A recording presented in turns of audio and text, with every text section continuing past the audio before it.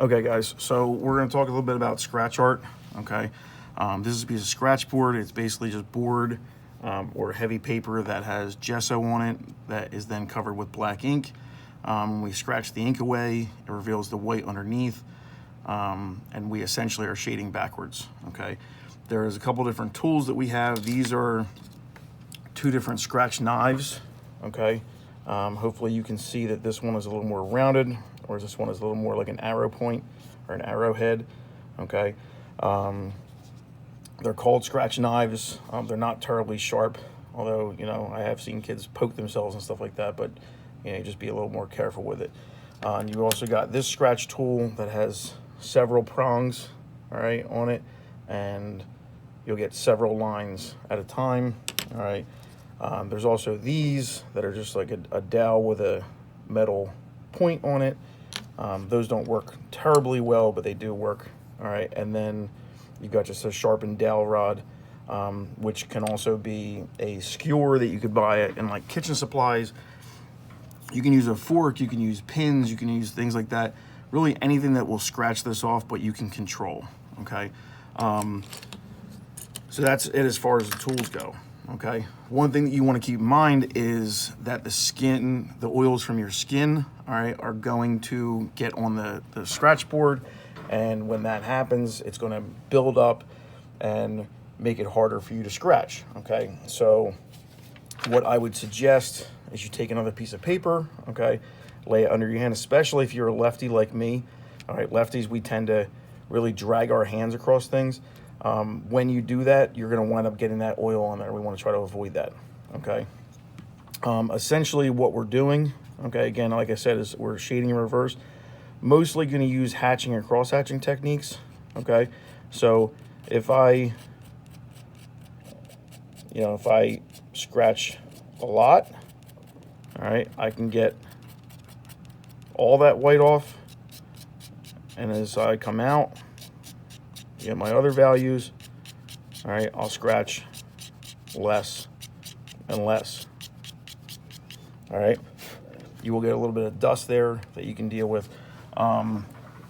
Again, it's usually hatching or cross hatching. All right, so if I was going to do cross hatching, it'd be essentially the same idea.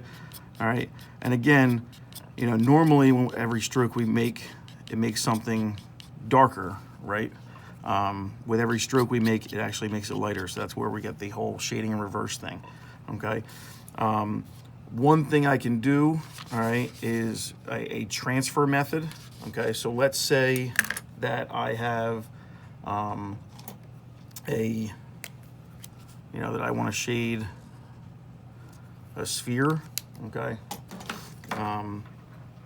What I can do is I can take a ballpoint pen, okay, really any ballpoint pen, and then I take any sort of magazine, all right, put it underneath, all right, put it underneath my board, and then I can lay my image down, all right,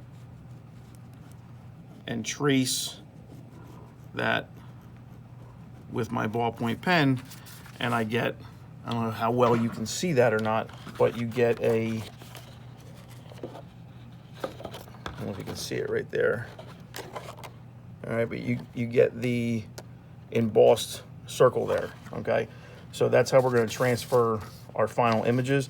But when it comes to the actual scratch board, okay, we're just testing out the scratch board. We've got that sphere transferred, okay? So now I can start shading it, all right? So again, I'm gonna, instead of starting with the dark like I would normally do, I'm gonna start at the lighter area. Forgot my piece of paper to cover my skin oils.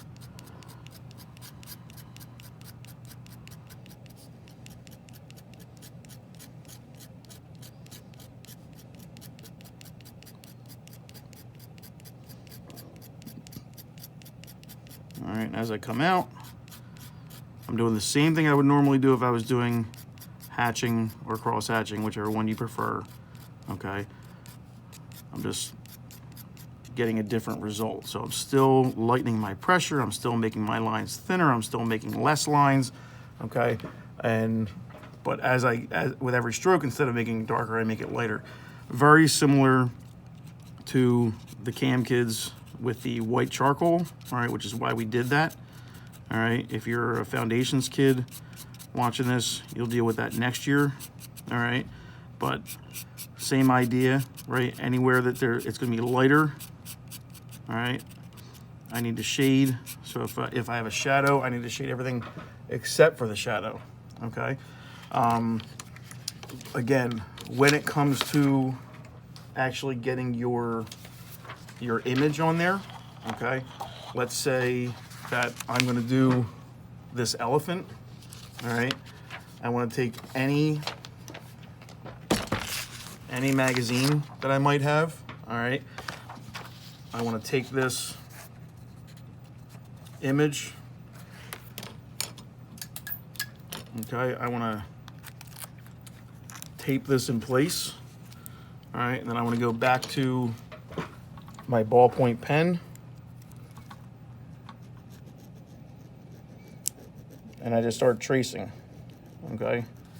All right, I'm not too worried about whether or not we can actually draw the elephant, okay? I'm very confident at this point in the year that if I had you draw the elephant, you could draw the elephant, okay?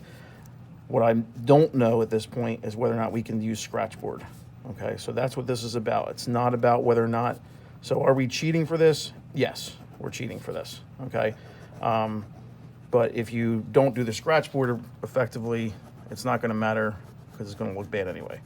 Okay, so I'm gonna let you cheat for this one.